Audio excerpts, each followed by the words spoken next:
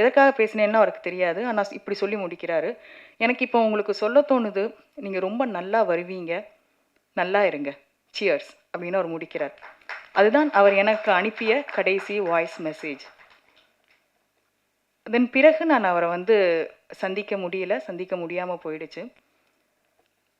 ஒரு நல்ல படத்தை பார்க்கும் பொழுது, ஒரு நல்ல கட்டுரையை வாசிக்கும் பொழுது, ஒரு நல்ல புத்தகத்தை படிக்கும் பொழுது, குறிப்பாக தி. ஜானகிராமினுடைய கதைகளையும் இதையெல்லாம் படிக்கும் பொழுது, சூடாமணி அவர்களை படிக்கும் பொழுது, அவருடைய நினைவு வரும். அவரோட டக்குன்னு ஃபோனை கையில் எடுக்கிறதுக்கு தோணும். அப்புறம் ஐயோ இல்லை அவர் அப்படின்னு அப்புறம் தோணும். பொன் எப்போ ஒருவருடைய ஞாபகம் நமக்கு வருது அப்படிங்கிறது ரொம்ப முக்கியம். அவர்கள் வாழ்ந்து போவதற்கான அர்த்தம் அது அப்படின்னு நான் நினைக்கிறேன். இது மாதிரியான சமயங்களில் என்னுடைய ரசனையை பகிர்ந்து கொள்வதற்கு அவர் இல்லாத சமயங்களில், இன்னும் நம்மளுடைய ரசனையை மேம்படுத்துகிற சமயத்தில், நாம் தவறவிட்ட சில விஷயங்களை எடுத்து கூறுவதற்கு ஒருவர் இல்லாத சமயத்தில் அவரை நாம் ரொம்ப இழக்கிறோம். அந்த வகையில் எனக்கு தனிப்பட்ட முறையில் எம்.கே. மணி என்கிற ஒரு ரசனையாளரை நான் இழந்திருக்கிறேன். அப்படிதான் நான் நினைக்கிறேன். ஒருவர் மறைந்த பிறகு அவருடைய நண்பர்கள் அவரை தூக்கி சுமக்கிறதெல்லாம் பெரிய வரம், பெரிய கொடுப்பினை. 4 நண்பர்கள், முரளி திருஞானம், வினோத், சிவா, பாலாஜி, 1 வருட காலமாக அவர்கள் அவரை தூக்கி சுமந்திருக்கிறார்கள். இன்னமும் செய்வார்கள் அவர்கள். முரளி அவர்களிடம் நான் பேசும் பொழுது அவருடைய குந்தளிப்பு, அந்த 1 வருடம் அவர் அந்த அலைச்சல், அதையெல்லாம் சொல்லும்போது எப்படிப்பட்ட நண்பர் இவர் வந்து தனக்கு வச்சிருந்திருக்கிறாரு அப்படின்னு எனக்கு தோணினது. உண்மையாகவே அவர்களுக்கு மனப்பூர்வமான நன்றிகளும் வணக்கங்களும் இந்த 4 பேருக்கும்.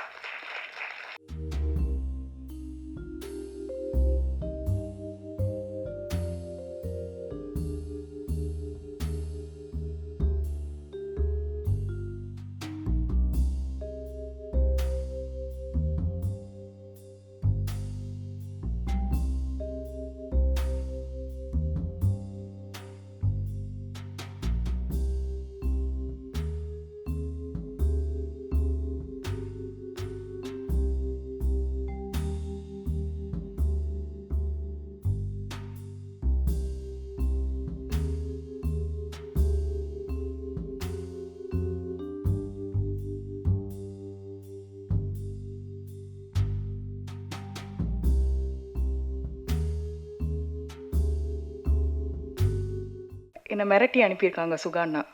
குறிப்பை வச்சுட்டு போ, குறிப்போடு போய் பேசக்கூடாது அப்படின்னு. அதனால் என்ன தோணுதோ அதை தான் பேசலாம் அப்படின்னு இருக்கேன்.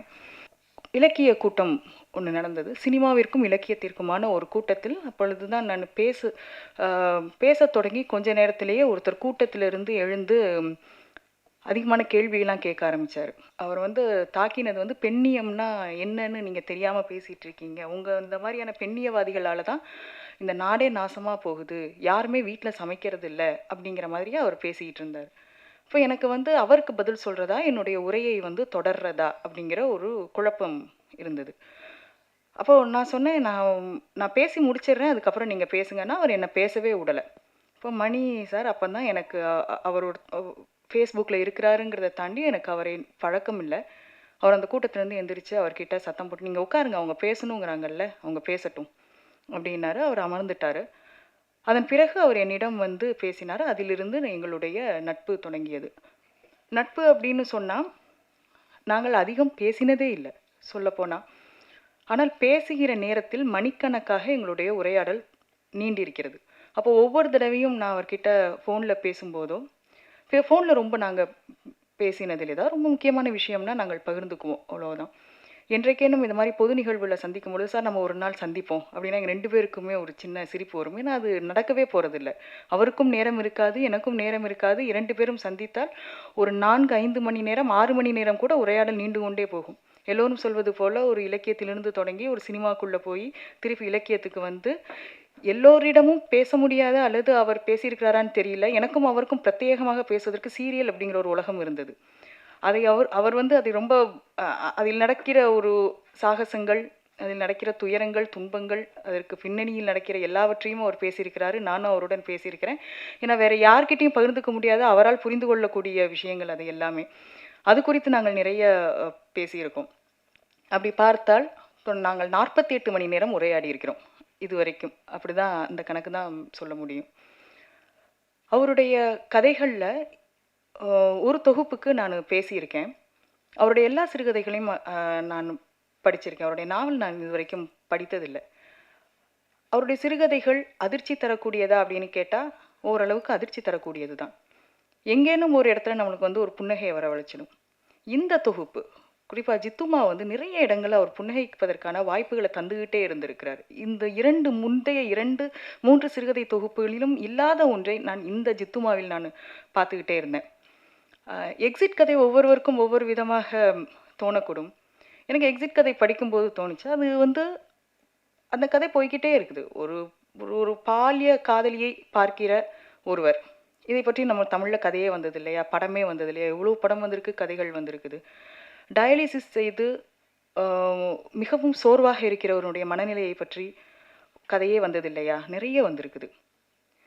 கிளம்பும்போது அந்த பெண்ணை, அந்த பழைய காதலியை அல்லது ஒரு பழைய சிநேகத்தை பார்த்து இனி இந்த பொண்ணுக்கிட்ட பேசவே கூடாது, வேண்டாம் போதும் அப்படின்னு நினைத்த கதைகள் வந்தது இல்லையா, நிறைய வந்திருக்கு.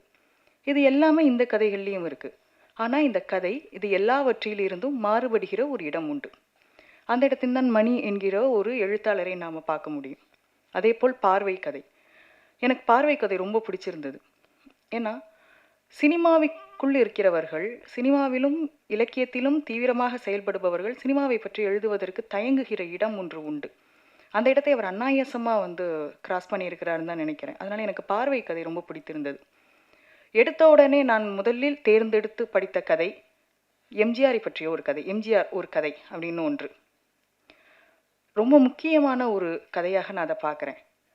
எம்ஜிஆரினுடைய ரசிகர்களை பற்றி நமக்கு தெரியும். அவர்கள் ரசிகர்கள் இல்லை, தீவிர ரசிகர்கள் தான் சொல்லணும். வெறும் ரசிகர்கள் நான் யாரையுமே இது வரைக்கும் நான் எம்ஜிஆரை பொறுத்த வரைக்கும் பார்த்ததில்லை. அவர்கள் எல்லோரும் தீவிர ரசிகர்கள். அப்படி தான் அவருக்காக இருக்க முடியும். அப்படியான ஒரு ரசிகரினுடைய கதையை இவர் எழுதுகிறார். எந்த இடத்தில் அவர் அந்த ரசிகரை ஏதாவது சொல்லி, அதாவது அவருடைய சொந்த வாழ்க்கையில், அந்த ரசிகரினுடைய சொந்த வாழ்க்கையில் நடந்த அல்லது அவர் வெளிப்படுத்திய ஒரு இழிவை எந்த இடத்துல அவரோட ஈகோவை அடிக்கலாம் அப்படின்னு ஒரு முடிவு பண்ணி ஒரு இடத்துல அவர் வந்து அடிக்க நினைத்து அதை செய்யாமல் விட்டதற்காக அவர் வருத்தப்படுகிறார் அப்படிங்கிற மாதிரி இந்த கதை முடியும். மிக முக்கியமான ஒரு கதையாக நான் நினைக்கிறேன்.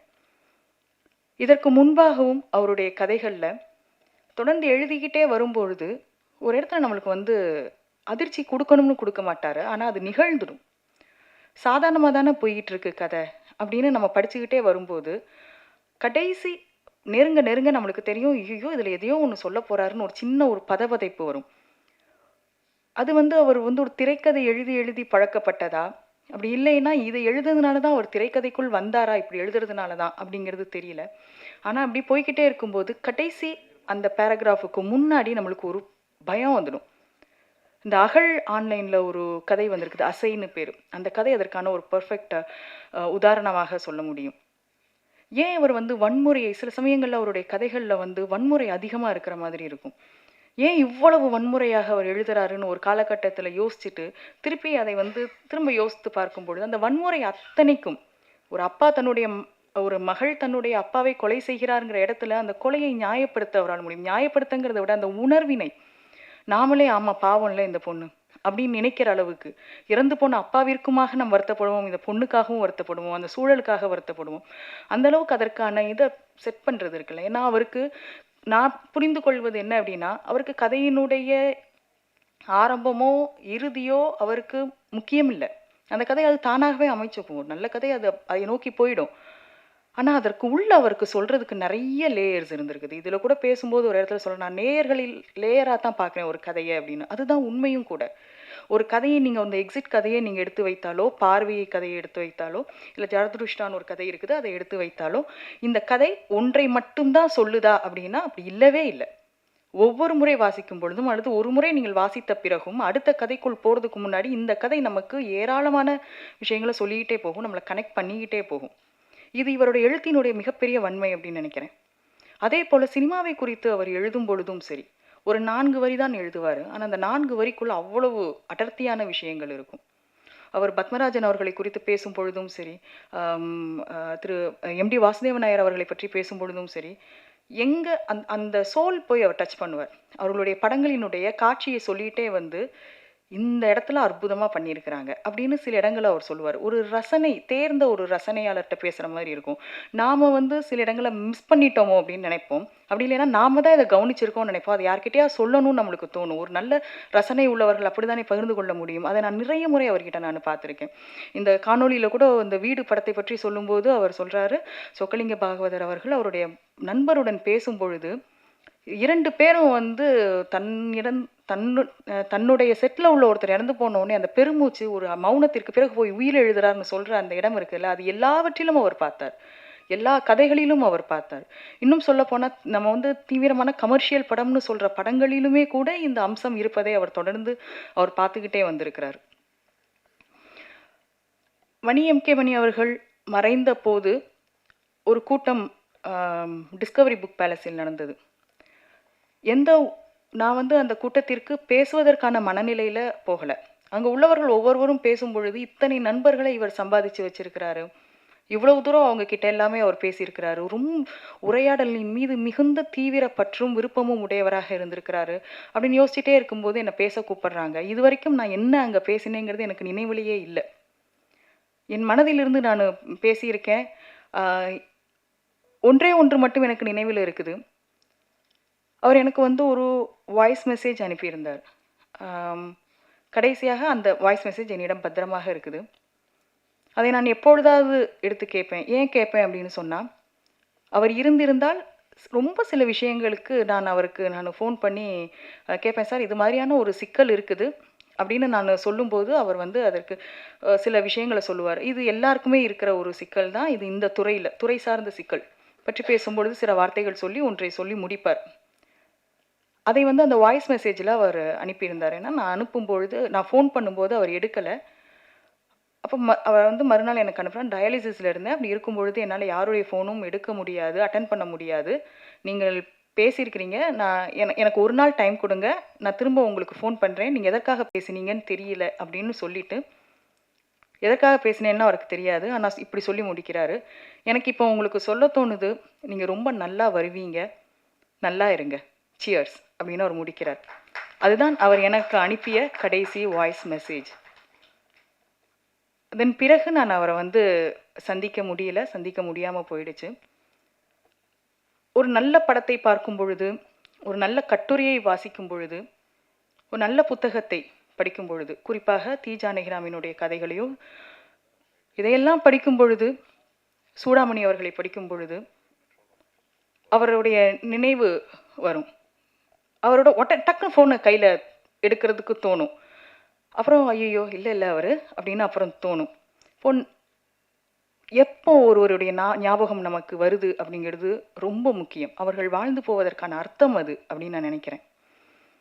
இது மாதிரியான சமயங்களில் என்னுடைய ரசனையை பகிர்ந்து கொள்வதற்கு அவர் இல்லாத சமயங்களில், இன்னும் நம்மளுடைய ரசனையை மேம்படுத்துகிற சமயத்தில், நாம் தவறவிட்ட சில விஷயங்களை எடுத்து கூறுவதற்கு ஒருவர் இல்லாத சமயத்தில் அவரை நாம் ரொம்ப இழக்கிறோம். அந்த வகையில் எனக்கு தனிப்பட்ட முறையில் எம்.கே. மணி என்கிற ஒரு ரசனையாளரை நான் இழந்திருக்கிறேன். அப்படிதான் நான் நினைக்கிறேன். ஒருவர் மறைந்த பிறகு அவருடைய நண்பர்கள் அவரை தூக்கி சுமக்கிறதெல்லாம் பெரிய வரம், பெரிய கொடுப்பினை. 4 நண்பர்கள், முரளி திருஞானம், வினோத், சிவா, பாலாஜி, 1 வருட காலமாக அவர்கள் அவரை தூக்கி சுமந்திருக்கிறார்கள், இன்னமும் செய்வார்கள் அவர்கள். முரளி அவர்களிடம் நான் பேசும்பொழுது அவருடைய கொந்தளிப்பு, அந்த 1 வருடம் அவர் அந்த அலைச்சல், அதையெல்லாம் சொல்லும்போது எப்படிப்பட்ட நண்பர் இவர் வந்து தனக்கு வச்சிருந்திருக்கிறாரு அப்படின்னு எனக்கு தோணினது. உண்மையாகவே அவர்களுக்கு மனப்பூர்வமான நன்றிகளும் வணக்கங்களும் இந்த 4 பேருக்கும். ஜித்துமா புத்தகத்தை படிப்பவர்கள் அந்த நன்றியுரையில் அவருடைய மனைவி திரு மனோன்மணி அவர்கள் எழுதியதை நிச்சயமாக வாசிக்கணும். என்ன ஒரு எழுத்து, என்ன அவர்கள் சொன்ன அந்த விஷயம், அவரை முதலில் பார்த்தது, ஏதோ ஒரு வகையில் அந்த மனிதர் மிக கொடுப்பினை உள்ளவராக இருந்திருக்கிறார். நல்ல நண்பரும் நல்ல துணைவியாரும் அவருக்கு கிடைத்திருக்கிறாங்க. எழுதணும்னு சொல்கிற மனைவி கிடைக்கிறது ரொம்ப அபூர்வம். அவருக்கு அது கிடைத்தது மிக்க மகிழ்ச்சி.